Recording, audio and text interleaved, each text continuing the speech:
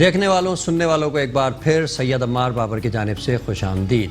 امید کرتا ہوں کہ رمضان کے اس روزے کی سحری آپ کو ایک نئے دین کے راستے، ایک روحانی راستے کی طرف لے کے جائے گی۔ اللہ تعالیٰ نے جو ہمیں عنایت فرمایا رزق، وہ رزق ہمارے جان میں، ہماری روحانی طاقتوں میں اضافہ فرمائے گا، اور ہمیں یقیناً اس روزے کی جو ضروریات ہیں ان کو پورا کرنے کی بھی توفیق عطا فرمائے گا، اور اس کے ذریعے حاصل ہونے والی نیکیوں اور بلیسنگز کو بھی اللہ پاک ہمیں عطا فرمائے گا۔ ناظرین، جس طرح میں نے اپنی ابتدائی کلمات میں کہا کہ خواہشات نے انسان کو اس حد تک پس پشت ڈال دیا، اس حد تک انسان کو پیچھے کر دیا، اس حد تک گرا دیا کہ اس نے اپنے کو بھی نہ دیکھا اور دوسروں کے حق کو مار کر کے آگے نکل کر کے اپنی ذاتی خواہش کو پورا کرنے کے لیے کسی بھی حد تک گزر جانا اپنا حق سمجھا۔ آج اس ایوان میں میرے ساتھ خوبصورت ہستیاں موجود ہیں جو علم و عمل کے مینار ہیں، استعارے ہیں، اور آج ہم اس حوالے سے گفتگو کریں گے۔ میں ایک بار پھر چاہوں گا کہ ان کا تعارف ہو جائے۔ ہمارے ساتھ موجود ہیں مفتی منیب اقبال صاحب، جو ہمارے اس پروگرام میں الحمدللہ 11 رمضان المبارک سے تشریف لا رہے ہیں اور بڑی خوبصورت گفتگو فرما رہے ہیں۔ اس کے علاوہ ہمارے ساتھ موجود ہیں محمد محبوب صاحب، جو کہ نہ صرف نائب چیئرمین ہیں کراچی تاجر اتحاد کے، بلکہ بزم غوثیہ انٹرنیشنل کے صدر بھی ہیں۔ اس کے علاوہ ہمارے ساتھ موجود ہیں ممتاز ثنا خاں سلمان ستار، جو اس وقت یہاں پر اسٹیج پر جلوہ افروز ہیں، جو نذرانہ ناز سے اس محفل کو منور کریں گے۔ میں چلتا ہوں مفتی صاحب کی طرف اور مفتی صاحب سے بلا تاخیر سوال کرتا ہوں۔ مفتی صاحب، اسلام نے خواہشات کی کیا حدود مقرر کی ہیں؟ قرآن و سنت کی روشنی میں بیان فرمائیے گا۔ اعوذ باللہ من الشیطان الرجیم، بسم اللہ الرحمن الرحیم۔ قرآن پاک کی آیت سے ابتدا کروں گا۔ اللہ تبارک و تعالیٰ نے قرآن مجید میں ارشاد فرمایا، افرأیت من اتخذ الہہ ہواہ۔ اللہ تعالیٰ نے فرمایا، کیا تم نے اس شخص کو نہ دیکھا جس نے اپنی خواہشات کو اپنا معبود بنا لیا؟ اللہ اکبر۔ یعنی وہ خواہشات میں اتنا آگے بڑھ گیا کہ اپنی خواہشات کو پورا کرنے کے چکر میں اس نے ہر چیز کو پس پشت رکھ دیا۔ یعنی گویا کہ انسان جب کسی بت کو، اللہ معاف کرے، سجدہ کر رہا ہوتا ہے، وہ بیسیکلی کسی بت کو نہیں بلکہ اپنی خواہشات کو سجدہ کر رہا ہوتا ہے۔ جو قرآن مجید نے بارہا فرمایا کہ اگر کوئی انسان بت کو سجدہ کر رہا ہے تو یہ ان کے اپنے عقل کی باتیں ہیں، یہ ان کی اپنی سوچ ہے۔ انہوں نے یہ سوچ لیا کہ ہمیں ان بتوں کو پوجنا ہے تو پوجنا ہے، یہ ان کی سوچ کی بات ہے۔ اللہ تبارک و تعالیٰ کی طرف سے ایسا کوئی حکم نہیں۔ تو حقیقت یہ ہے کہ افرأیت من اتخذ الہہ ہواہ، کیا تم نے اس شخص کو نہ دیکھا جس نے اپنی خواہشات کو اپنا خدا بنا لیا؟ حضور علیہ الصلوۃ والسلام کی حدیث مبارکہ ہے، حضور علیہ الصلوۃ والسلام نے ارشاد فرمایا کہ اگر انسان کے لیے ایک وادی ہو پوری سونے کی تو وہ خواہش کرے گا کہ میرے پاس دوسری وادی ہو، اس کے بعد دوسری وادی ہو سونے کی تو وہ خواہش کرے گا میرے پاس تیسری وادی سونے کی ہو، یہاں تک کہ اس کے پیٹ کو صرف قبر کی مٹی ہی بھر سکے گی۔ او کما قال علیہ الصلوۃ والسلام۔ انسان کی خواہشات اتنی آگے بڑھ جاتی ہیں۔ اس کے علاوہ قرآن مجید میں ارشاد فرمایا، انما اموالکم و اولادکم فتنہ، تمہارے مال اور تمہاری اولاد تمہارے لیے آزمائش ہیں۔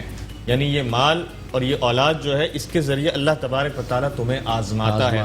یہ تو یہ خواہشات کا جو معاملہ ہے، انسان کیا کہتا ہے؟ حل من مزید، حل من مزید، حل من مزید، مور مور مور، مل جائے مل جائے مل جائے۔ اس چکر میں وہ نہ یہ دیکھتا ہے کہ کیا حلال ہے، نہ یہ دیکھتا ہے کیا حرام ہے۔ وہ سارے احکامات کو چھوڑ دیتا ہے پیچھے، صرف آگے بڑھنے کے چکر میں۔ اس کی حدود کیا ہے اور کیا نہیں ہے، اس کے بارے میں بھی گفتگو کرنا بہت زیادہ ضروری ہے، بہت ضروری ہے۔ قرآن مجید میں اللہ تبارک و تعالیٰ نے ارشاد فرمایا کہ وَأَن لَيْسَ لِلْإِنسَانِ إِلَّا مَا سَعَىٰ، انسان کے لیے وہی ہے جس کی وہ محنت کرتا ہے، کوشش کرتا ہے۔ اور ایک اور جگہ پر قرآن مجید نے ارشاد فرمایا کہ لا یکلف اللہ نفسا الا وسعها، اللہ تبارک و تعالیٰ کسی جان پر اس کی طاقت سے زیادہ کا بوجھ نہیں ڈالتا۔ اب ان دونوں آیتوں کی تلاوت کرنے کے بعد میں آپ کے سامنے یہ بات رکھوں گا کہ ایک مسلمان جو ہوتا ہے، ہم بات کریں گے مسلمان کی، ایک مسلمان جو ہوتا ہے وہ کامیاب مسلمان وہی ہوتا ہے کہ جس کی خواہشات اس کے دین کی تابع ہوتی ہیں، اس کے مذہب کے، اس کے مسلک کے تابع ہوتی ہیں۔ اسے یہ معلوم ہوتا ہے کہ میں جب کوئی بھی خواہش کروں گا تو آیا اس خواہش کرنے کا میرے رب نے مجھے اجازت دی ہے کہ نہیں دی۔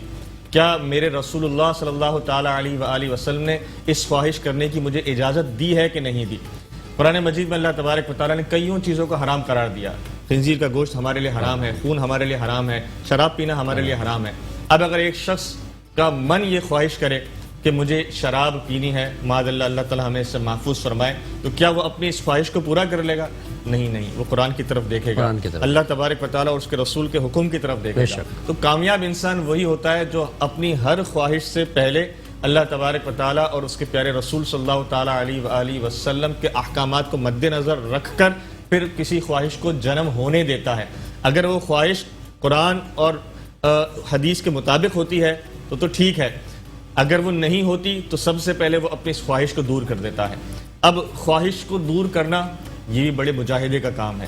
نفس بڑی امپورٹنٹ چیز ہے کہ ایک چیز کی خواہش ہے, ایک بھائی ہے, دوسرا بھائی ہے, ایک بھائی کے پاس بہت زیادہ ہے, ایک بھائی کے پاس کم ہے, تو دوسرا بھائی مقابلے پہ آ جائے گا تو پھر تو بڑا مسئلہ خراب ہو جائے گا. یہ اس میں اس صورت میں ایسا وہ کیا کرے کہ وہ اللہ کے آج کل کے معاشرے کا المیہ یہی ہے. ایکچولی مسئلہ صرف اور صرف یہ ہے, اگر میں آپ کو اپنے الفاظ میں بیان کروں, کہ ہمارے اسٹینڈرڈز جو ہے نا وہ بہت چینج ہو چکے ہیں.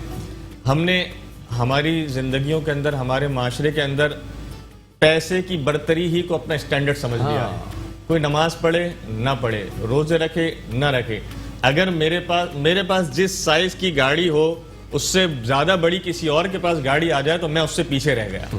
میں یہ نہیں دیکھ رہا کہ میں اگر 4-5 نمازیں باجماعت مسجد میں ادا کر رہا ہوں اور دوسرا شخص ادا نہیں کر رہا تو میں تقوی میں کتنا اس سے آگے ہوں. میں یہ ملاحظہ نہیں کرتا, میں صرف یہ دیکھتا ہوں کہ میرے بینک بیلنس کا سائز اس کے بینک بیلنس سے کتنا میرا گھر اس سے بڑا ہے یا نہیں ہے, میری گاڑی اس سے مہنگی ہے یا نہیں. ہم جو ہے نا صرف مٹیریلسٹک دنیا کے اندر اب جینا شروع ہو گئے ہیں. یہ آپ نے جو شروع میں جب انٹرو دیا اور ایک بڑا زبردست شعر پڑھا, جو ایک بڑی نظم آپ نے پڑھی, بڑی اچھی لگی. یہ اس دور سے ہم آہستہ آہستہ جس طرح چینج ہوتے گئے نا, اس زمانے میں یہ اسٹینڈرڈ نہیں تھے. اس زمانے کے اسٹینڈرڈ کیا تھے؟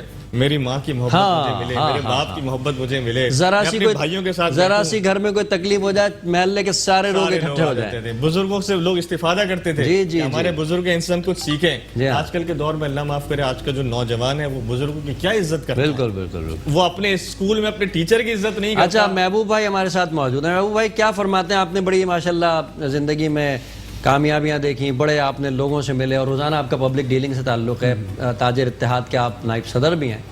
یہ کیا اس کی حیثیت کیا ہے خواہش کی تکمیل کی؟ یہ جبلت ہے یا یہ کوئی لالچ ہے؟ جہاں تک خواہش کا تعلق ہے, آپ سب سے پہلے تو آپ کا شکریہ ادا کرنا چاہوں گا کہ آپ نے مجھے ناچیز کو مدعو بھی کیا. خواہش کا تعلق تو لامحدود ہے. صحیح ہے. اب خواہش تو آپ اچھی کریں بری کریں, یہ تو آپ کے اپنے اوپر ہیں. ٹھیک ہے. تو کیوں نہ ہم لوگ مقابلہ کرتے ہیں. بعض چیزیں ایسی ہوتی ہیں جیسے حضرت نے ذکر کیا کسی گاڑی کے حوالے سے, بھائی کے بھائی سے ایک دوسرے سے چکلس بازی ہوتی ہے, چاہتے ہیں کہ جیتے ہیں آگے نکلنے کے لیے. تو میں کہتا ہوں نیکی میں آگے بڑھیں نا آپ, نماز میں آگے بڑھیں آپ. اللہ اکبر. ہاں, ہر ایسے نیکی کام کے اندر کریں کہ جس میں آپ اس میں بڑھتی حاصل کریں, تو وہ خواہش ہے. وہ خواہش ہے اصل میں, اس کی کوشش کرنا چاہیے. ہم لوگ مائنس میں جاتے ہیں, مائنس میں جاتے ہیں دنیاوی چیزوں کے لیے, اللہ کی خوشنودی حاصل کرنے کے لیے آپ کو بالکل. تو محبوب بھائی اس میں کیا سمجھتے ہیں آپ کہ اگر کوئی شخص اس لالچ میں آ جائے کہ جی فلانے کے پاس یہ گاڑی آ گئی, اب میں کسی بھی طریقے سے کر کے قرضہ لے کے لون لے کے میں اس سے اچھی گاڑی لے لوں, اس کو نیچا دکھا دوں, تو کیا وہ کامیابی ہے اس کی؟ میں سمجھتا ہوں بہت بری ناکامی ہے اس کی, بہت بڑی ہرس سے ہے نا, بہت بری. اس کا انجام کوئی مناسب نظر نہیں ہے, اس کا انجام برا ہی ہوتا ہے. برا ہی ہوتا ہے. میں نے کہا نا نیکی کی طرف بڑھیں نا آپ, نیکی میں آپ خواہشیں بڑھائیں, نیکی میں مقابلہ کریں, تو پھر وہ ہے بات ساری. اچھا علامہ صاحب, انسان کا حق مارتا ہے اپنی خواہش کی تکمیل کے لیے, ایسا کیوں کرتا ہے؟ انسان, اللہ تبارک و تعالیٰ نے اس کو نفس کا تابع بنایا, اور نفس ایک ایسی چیز اس کے اندر رکھی کہ جو ہر وقت اسے کسی نہ کسی لیول پر جو صحیح راہ ہے اس سے دور کرنے کی کوشش کر رہی ہوتی ہے. شیطان بھی اگر بہکا تو اس کو کس نے بہکایا؟ اس کو اس کے نفس نے بہکایا. شیطان کے وقت کوئی شیطان تو تھا نہیں. آج تو ہم کہہ دیتے نا شیطان نے مجھے بہکا دیا, تو شیطان کے وقت تو کوئی شیطان نہیں تھا, تو اس کو اس کے نفس نے بہکایا. ٹھیک. میں آپ کو یہاں پر ایک واقعہ ضرور کہتا چلوں. ایک بزرگ رحمۃ اللہ تعالیٰ علیہ نے ارشاد فرمایا کہ یہ جو ہمارا نفس ہے یہ ایک جانور کی مانند ہے, ایک چوپائے کی مانند ہے. اگر تم اپنے نفس کو کنٹرول رکھنا چاہتے ہو تو اس کی کمر پر نیکیوں کا بوجھ ڈالو ٹھیک اور اس کو بھوک سے کنٹرول کرو. بھوک سے کنٹرول. تو ہمارا جو نفس ہے نا یہ بھوک سے کنٹرول ہوتا ہے. ہمارا پیٹ بھرا ہوا ہوگا, ہمارا نفس جو ہے نا وہ طرح طرح کی خواہشات کرے گا. یہ جو خواہشات کا جنم لینا ہے نا یہ نفس کے بھرے ہوئے ہونے سے ہوتا ہے. تو یہ رمضان کے روزے بھی ہمیں اسی طرف لے کر کے جاتے ہیں, وہ ہمیں تلقین کرتے ہیں کہ ہم اپنے نفس کو کنٹرول کرنے, اپنے اوپر ہم جو ہے وہ جو ہماری اجتہاد ہے اس کی ہماری جو ہے کریشن ہو, اس کی پریکٹس ہو ہماری. بالکل ایسا ہی. اور میں آپ کو مزے کی بات بتاؤں, روزے کی برکت, جب ہم بھوکا رہتے ہیں نا تو بھوکا رہنے کی وجہ سے ہمارا نفس ہمارے قابو میں رہتا ہے. اور جب ہم بھوکا رہتے ہیں تو اس بھوکا رہنے کی وجہ سے ہم دن میں جھوٹ بولنے سے بھی بچ جاتے ہیں, ہم نمازیں بھی ادا کر رہے ہوتے ہیں, ہم کوشش کرتے ہیں کسی کا دل نہ دکھے, اللہ سے ڈرتے بھی ہیں, اللہ سے ڈر بھی رہے ہوتے ہیں. کیوں؟ کیونکہ ہم اس وقت بھوکے ہوتے ہیں. آپ نے دیکھا ہوگا بزرگان دین کا یہ معمول رہا ہے کہ وہ بہت کم کھانا کھایا کرتے تھے. حضور علیہ الصلوۃ والسلام کی حدیث ہے نا کہ پیٹ کے 3 حصے کرو, ایک حصہ کھانے کا, ایک حصہ پانی کا, ایک حصہ ہوا کا. یہ ہوا سے مراد کیا ہے کہ یہ حصہ آپ نے خالی رکھنا ہے. پورا پیٹ بھر کر جب ہم کھانا کھاتے ہیں, ہم رمضان میں بھی پورا دن تو بھوکا رہتے ہیں, لیکن جب ہم سحری کرتے ہیں تو بیسیکلی سحری نہیں ہوتی, وہ سیری ہوتی ہے. وہ نہیں شکم سیر, وہ سیری ہوتی ہے. وہ اتنا ہم کھا لیتے ہیں, اتنا پی لیتے ہیں. افطاری میں بھی ہمارا یہی حال ہوتا ہے. نارمل ڈیز کے اندر آپ جب پیٹ بھر کر کھائیں گے بہت زیادہ, آپ اپنے نفس اور قابو نہیں رکھ پائیں گے. اچھا, میری ایک جو نا شخص, ایسے علمی شخص سے بات ہو رہی تھی, تو انہوں نے مجھے ایک بڑی پتے کی بات بتائی. انہوں نے کہا کہ اگر آپ چاہتے ہیں کہ آپ کی فجر کی نماز میں آنکھ کھولیں, آپ عشاء کا کھانا کم پیٹ بھر کے کھائیں, یعنی اپنا پیٹ خالی رکھیں, آپ کی فجر کی نماز میں آنکھ کھولیں, اور تھوڑا پہلے کھا لیں. اگر آپ پیٹ بھر کے کھائیں گے اور کھانے کے یعنی آپ نے 11 بجے کھانا کھایا, کھاتے ہی سو گئے, آپ کا کھانا بھی ہضم نہیں ہوگا, آپ کی آنکھ بھی نہیں کھلے گی, آپ کا پیٹ بھی خراب رہے گا, آپ فجر کی نماز میں آپ کو بہت سستی ہوگی. تو جب پیٹ خالی ہوتا ہے انسان پہ نفس میں قابو رکھتا ہے. تو یہ جو نفس ہوتا ہے نا آپ کا, یہ آپ کے اندر خواہشات کو پیدا کرتا ہے, اور جب وہ خواہشات پیدا ہوتی ہیں تو بس پھر انسان اس خواہشات کو پورا کرنے کے لیے اسے پھر سمجھ نہیں آتا کہ میں نے کیا کرنا ہے, بس اس خواہش کو پورا کرنا ہے, اور وہ اس کے پیچھے اتنا لگ جاتا ہے, پھر وہ حلال اور حرام کی تمیز بھی بھول جاتا ہے. وہ یہ بھول جاتا ہے کہ کون میرا بھائی ہے, کون میرا کزن ہے, مجھے کس کا حق ادا کرنا ہے, کس کا حق ادا نہیں کرنا, وہ سب بھول جاتا ہے. اللہ تبارک و تعالی ہمیں اس سے بچنے کی توفیق عطا فرمائے. میں نے جو قرآن پاک کی آیت تلاوت کی تھی کہ انما اموالکم و اولادکم فتنہ, تمہارے مال اور تمہاری اولاد تمہارے لیے آزمائش ہیں. تو آپ دیکھیے معاشرے میں اس وقت ایک بہت بڑا طبقہ ایسا ہے کہ جو اپنے بچوں کو پورا کرنے کے لیے اور ان کی خواہشات کو پورا کرنے کے لیے طرح طرح کی تکلیفیں برداشت کر رہا ہوتا ہے, طرح طرح کے معاملات کو وہ سہ رہا ہوتا ہے.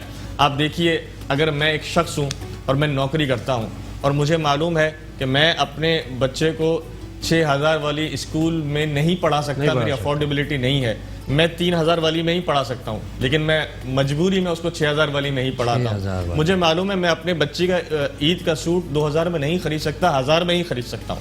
اب ہوتا کیا ہے, یہ انسان کو اپنی فہم و فراست پر چلنا چاہیے. جب اسے معلوم ہے کہ میں 2000 کا سوٹ نہیں خرید سکتا اور میں وہ پھر بھی خریدتا ہے, تو وہ قصور نقصان کس کا کر رہا ہوتا ہے؟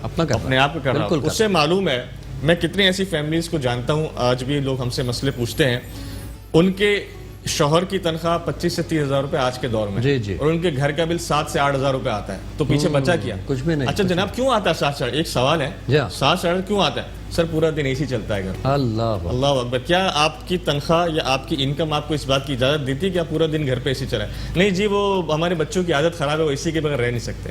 تو جناب اس میں قصور کس کا ہے؟ آپ کا اپنا ہے کہ آپ نے اپنے بچوں کو اے سی کا عادی بنایا ہے.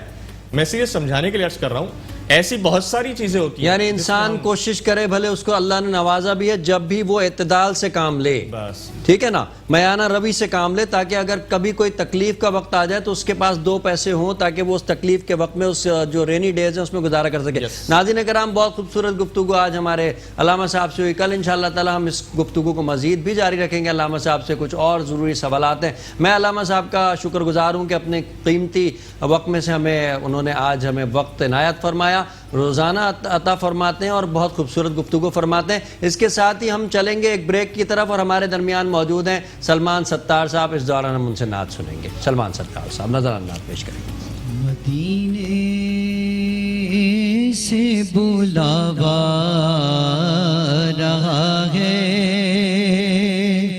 مدینے سے بلاوا رہا ہے, مدینے سے بلاوا رہا ہے.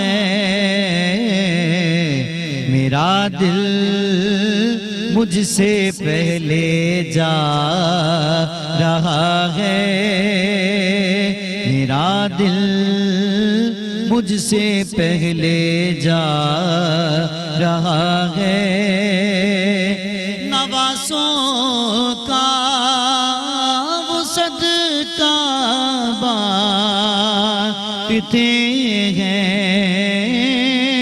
نوازوں کا وہ صدقہ بانٹتے ہیں، زمانہ ان کا صدقہ کھا رہا ہے، زمانہ ان کا صدقہ کھا رہا ہے، یہ چکی سیدہ کی چل رہی ہے، یہ چکی سیدہ کی چل رہی ہے، زمانے بھر میں جو بٹ رہا ہے، اناج ہے تیرے در کا زہرا، یہ چکی فاطمہ کی چل رہی ہے، زمانہ جتنا لنگر کھا رہا ہے، زمانہ ان کا لنگر کھا رہا ہے، مدینے سے بلاوا رہا ہے، میرا دل مجھ سے پہلے جا۔ خوش آمدید ناظرین، ایک بار پھر آپ کا خیر مقدم برکت رمضان سحر ٹرانسمیشن میں۔ بریک کے بعد، بریک کے دوران ہمیں جوائن کیا ایک اور ایسی ہستی نے جو طالب علم ہے۔ طالب علم اس حوالے سے احترام کے لائق ہیں کیونکہ وہ نبی کریم صلی اللہ علیہ وآلہ وسلم کی سنت پر عمل کریں۔ نبی کریم صلی اللہ علیہ وسلم نے فرمایا علم حاصل کرو چاہے تمہیں چین جانا پڑے۔ ہمارے ساتھ موجود ہیں اس وقت بہت ہونہار طالب علم عمیر ایاز، میڈیا سائنس کے طالب علم ہیں، فائنل ایئر میں ایک نجی یونیورسٹی کے میں زیر تعلیم ہے۔ یہ ایک ان کا حوالہ ہے تعلیم کے حوالے سے، لیکن اقرا یونیورسٹی جس کا نام ہے اس یونیورسٹی سے ان کا تعلق ہے، وہاں پر یہ میڈیا سائنسز میں فائنل ایئر میں اس وقت اپنی یہ ماشاءاللہ کارگزاریاں انجام دے رہے ہیں۔ اس کے علاوہ اسکرپٹ رائٹر ہیں، ڈاکیومنٹریز لکھتے ہیں، لٹریچر سے تعلق ہے۔ میں آج کی محفل میں خوش آمدید کہتا ہوں۔ السلام علیکم۔ ٹھیک ٹھاک ہیں آپ؟ اللہ کا شکر، بہت خیریت سے ہیں؟ تھینک یو سو مچ۔ اچھا، کیا بتائیے تھوڑا سا اپنے بارے میں کچھ ہمارے ناظرین کو کہ کیا آپ کی کوششیں ہیں اور کس حوالے سے اب آپ آگے چلنا چاہتے ہیں؟ اللہ کا شکر ہے کہ اسٹارٹنگ میں میٹرو ون میں جو ہمارے پاس مارننگ شوز سے ارش میڈیا کے تھرو ان کے ساتھ ایز اے کاپی رائٹر کے ساتھ جوائن ہوا۔ اس کے علاوہ کچھ ایڈورٹائزنگ ایجنسیز کے ساتھ ورکنگ، ان کے ساتھ as a copy writer, script writer. اب ماشاءاللہ ایک چھوٹا سا ایک آفس اسٹارٹ اپ ہے رن کی طرف، وہاں پہ ہم ڈفرینٹ پروڈکشنس کے ساتھ ڈفرینٹ شوٹس، کوریج، ان سب کی طرف وہاں پہ as a director, as a writer. اچھا ماشاء اللہ۔ اچھا، آج کا طالب علم ہم دیکھتے ہیں کہ بہت دور ہے، تعلیم سے بھی دور ہے، ایکسٹرا کریکولر ایکٹیویٹیز سے بھی دور ہے۔ یہ ایک سمجھ لیجئے کہ آپ کی کو کریکولر ایکٹیویٹی ہے، ٹھیک ہے نا؟ اسکرپٹ رائٹنگ ہو گئی یا اسٹوری رائٹنگ ہو گئی یا پلے رائٹنگ ہو گئی، ڈاکیومنٹری ہو گئی۔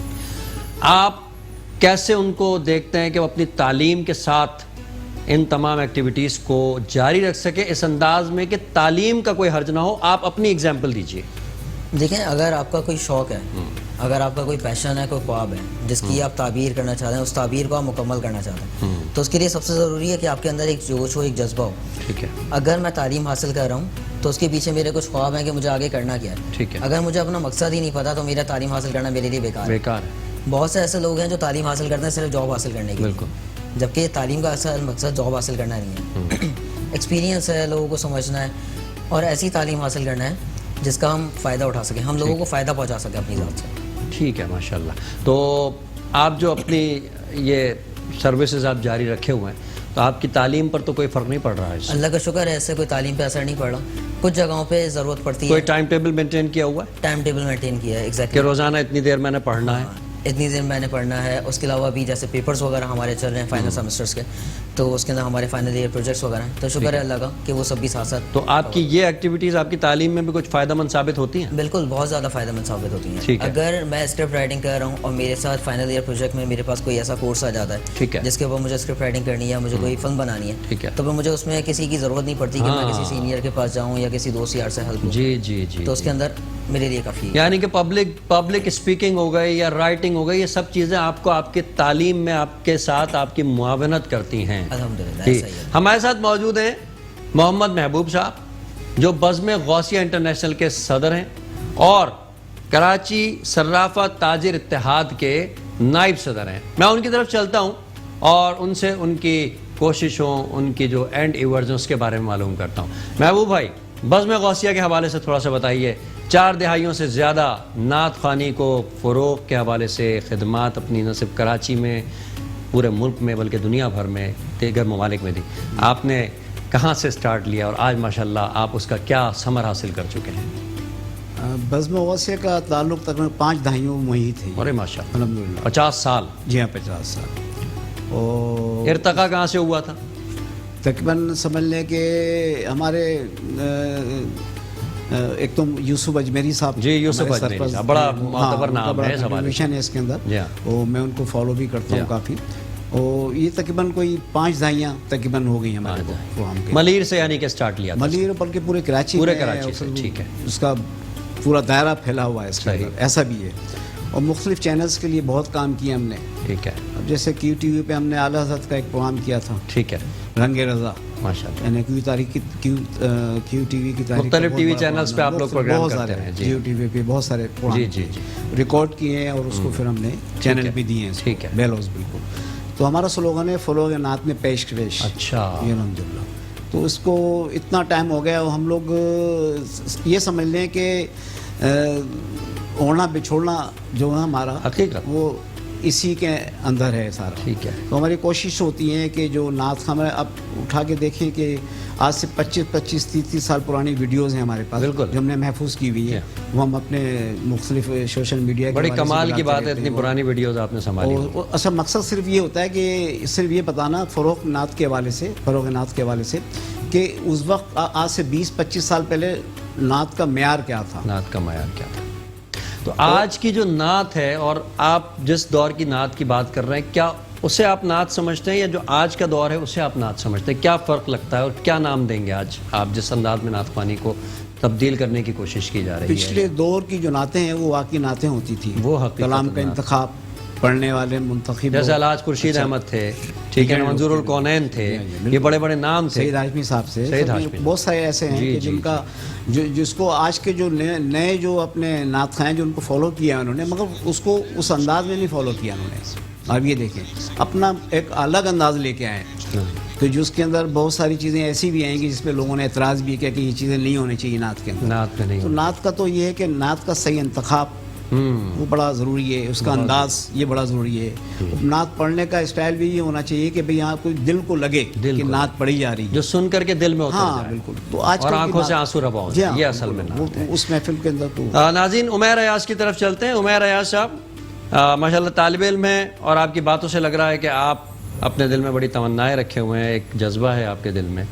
आप ये बताएं कि तालिब इल्म को आप किस अंदाज में देखते हैं कि आज वो हिस्ट्री से बहुत दूर हो चुका है, अपनी तारीख़ वो भूलता जा रहा है, अपने इक़दार को भूलता जा रहा है, असलाफ़ के जो तौर तरीक़े थे, उनके जो ट्रेडिशंस थे, उनको वो पसे पुश्त डाल करके नए ज़माने की जो चिवलरीज़ हैं, जो ओढ़ना बिछोना है, उसको वो अपना ज़रिया बना रहा है। आप क्या समझते हैं, क्या आप पर भी कुछ उसका असर आया या आपके साथियों के ऊपर कोई असर आया, और अगर आया तो आपने कैसे उसको ज़ाहिर करने की कोशिश की? ठीक है, हम जिस माशरे का हिस्सा हैं वहाँ पे 2 चीज़ें हैं जो हमारे लिए बुराई हैं। ठीक है।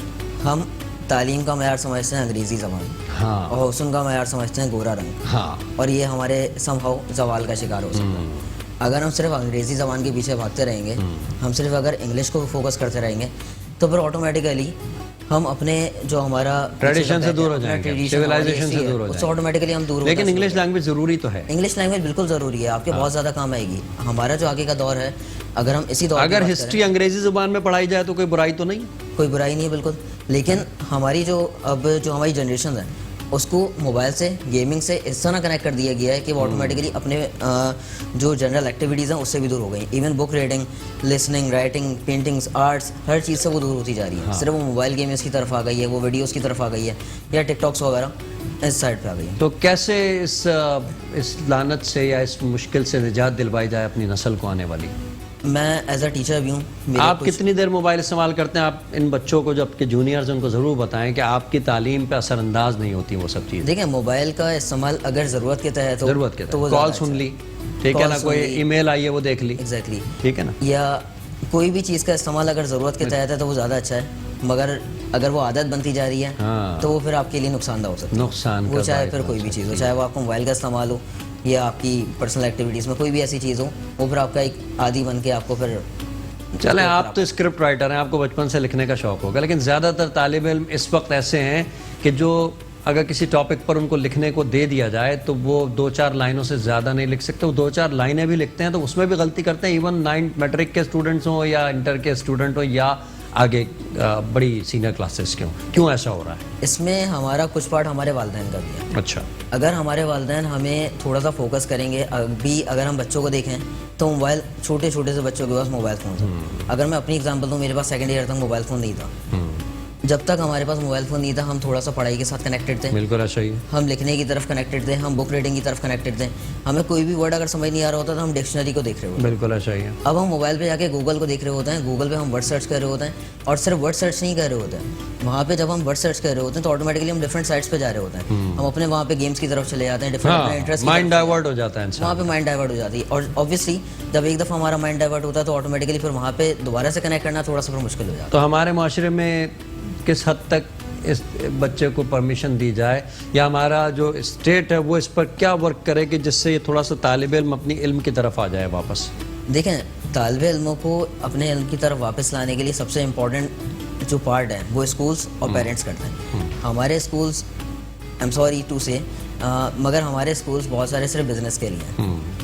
ان کا جو مین مقصد ہے وہ صرف بزنس ہے, اور ہم لوگ تعلیم سے تھوڑا سا دور ہوتے جا رہے ہیں. ہمارے پاس جو فردر ایکٹیویٹیز نظر تو ایسا ہی آتا ہے, صحیح کہہ رہے ہیں. ہم اگر تھوڑا سا تعلیم کی طرف اور زیادہ انوالو ہو جائیں, ہم اگر اپنی ہسٹری کو پڑھیں, اگر ہم اسلام کی ہسٹری کو لے کے چلیں, تو ہمارے پاس بہت سارے ایسے نمونے, بہت سارے ایسے سبق ہیں جس سے ہم کافی کچھ سیکھ سکتے ہیں. کتنی ضروری ہے تاریخ جاننا ایک طالب علم کے لیے؟ تاریخ ہمارے لیے بہت ضروری ہے. اگر ہم کوئی سیریز دیکھیں, جیسے ابھی ترکی سیریز ہیں, Firdous Usmani, Ertugrul Ghazi, basically وہ اپنی تاریخ کو ریپرزینٹ کر رہی ہیں اپنے فیوچر کے لیے, اپنے فیوچر کو اسٹرانگ بنانے کے لیے اپنی تاریخ کے اوپر. مقصد وہ یہ بتا رہے ہیں کہ جو قومیں اپنی تاریخ سے دور جاتی ہیں وہ قومیں زوال کا شکار ہو جاتی ہیں. محبوب بھائی کیا فرماتے ہیں اس حوالے سے؟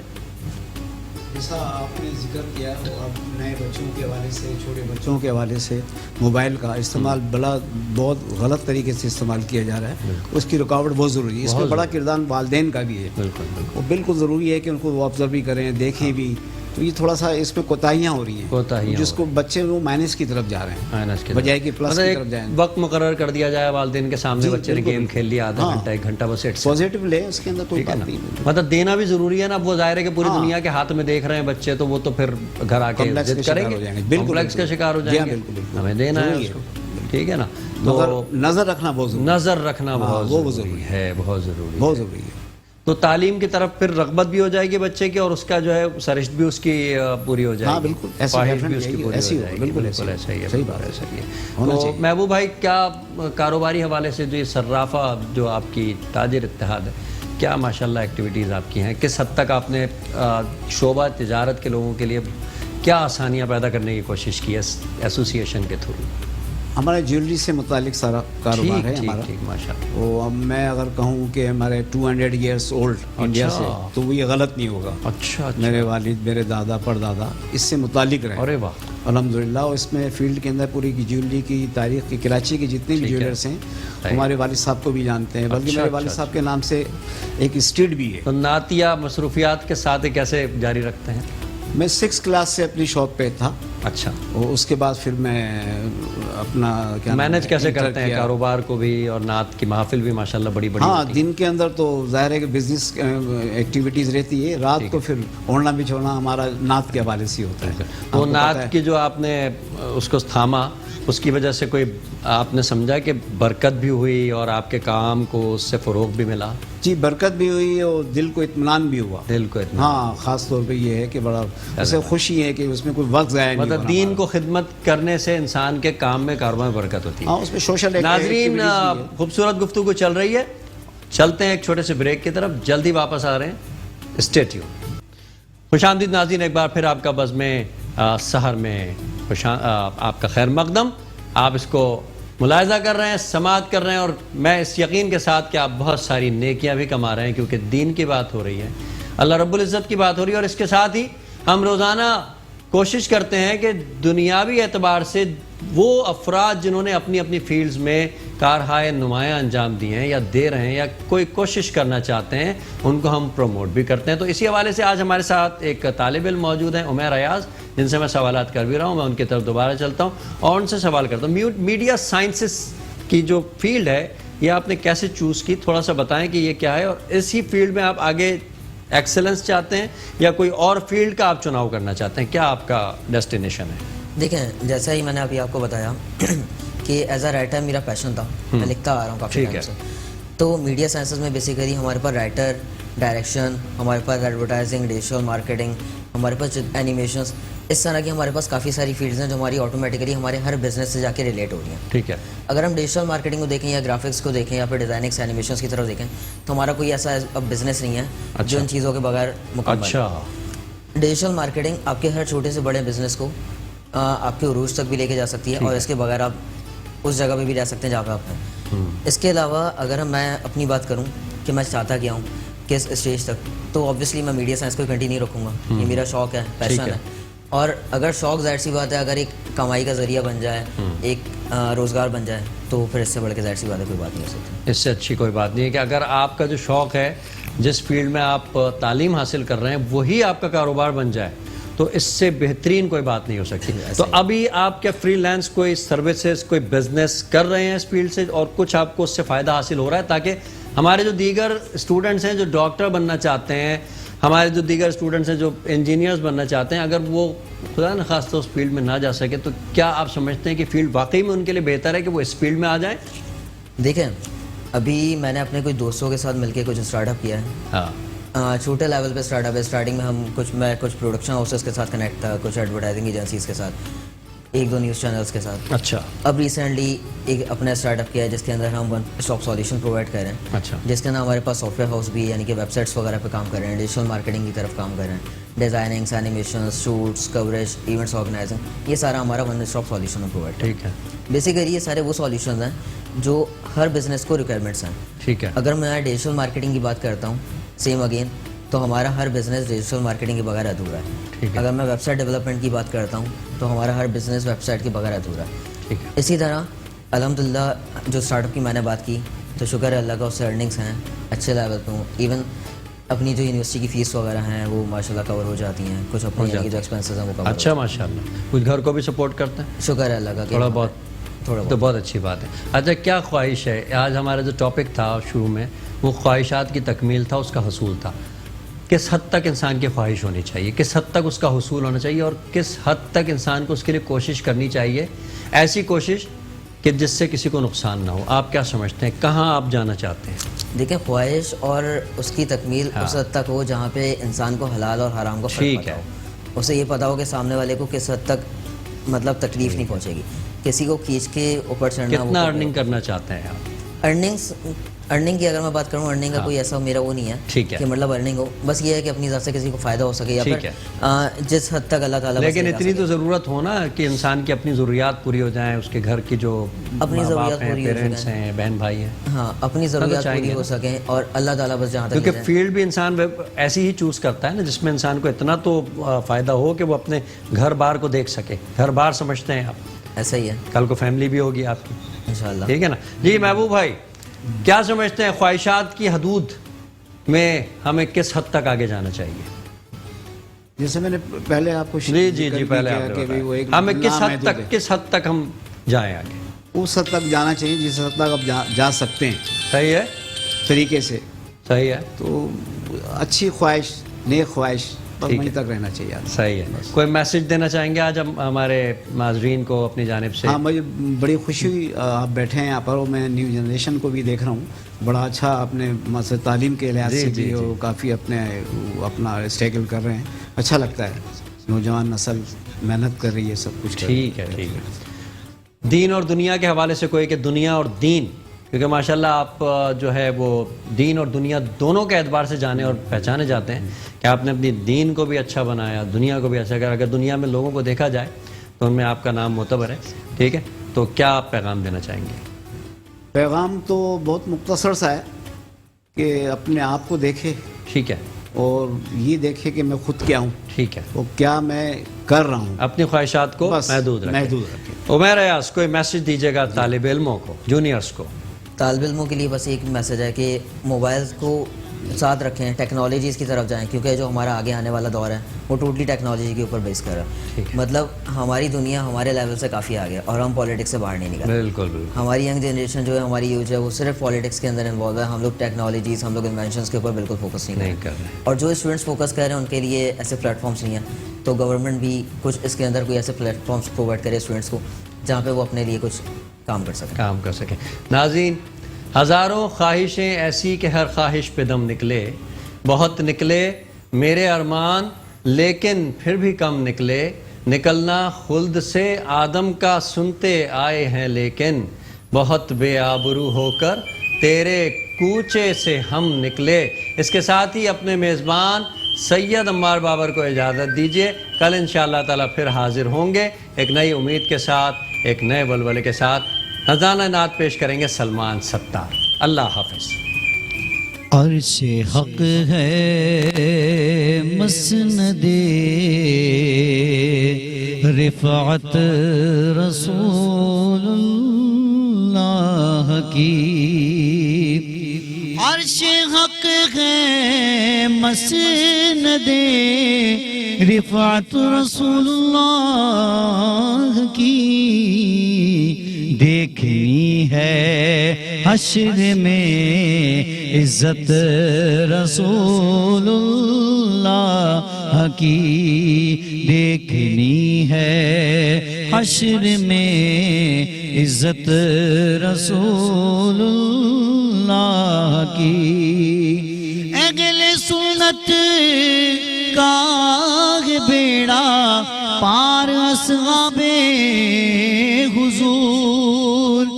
اہل سنت کا بیڑا پار اصحاب حضور. ناؤ ہے اور نجم ہے عطرت رسول اللہ کی. ناؤ ہے اور نجم ہے عطرت رسول اللہ کی. عرش حق ہے مسند رفعت رسول اللہ کی. سورج الٹے پاؤں پلٹے چاند اشارے سے ہو چاک. سورج الٹے پاؤں پلٹے چاند اشارے سے ہو چاک. اندھے ملک دیکھ لے قدرت رسول اللہ کی. عرش حق ہے مسند رفعت رسول اللہ کی. اے رضا خود صاحب قرآن مداح حضور. تجھ سے کب ممکن ہے پھر مدحت رسول اللہ کی. عرش حق ہے مسند رفعت رسول اللہ کی. دیکھنی ہے حشر میں عزت رسول